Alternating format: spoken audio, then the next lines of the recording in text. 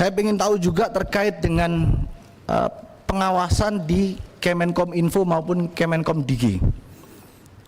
Siapa yang mengawasi terkait adanya pemblokiran ini apabila ada terjadi kesalahan?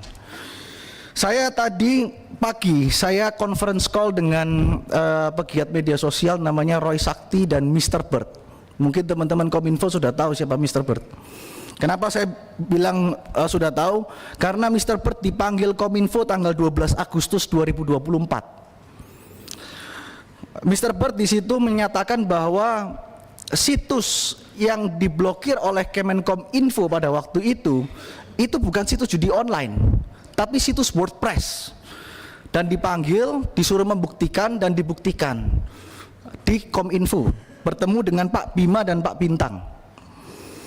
Lalu dia juga menemukan problem serius di Kominfo pada waktu itu, di mana dia bisa membobol website Kominfo dalam waktu 30 detik dan menggunakan semua nama dari pejabat Kominfo untuk melakukan apapun itu, termasuk untuk memesan hotel, untuk email ke siapapun.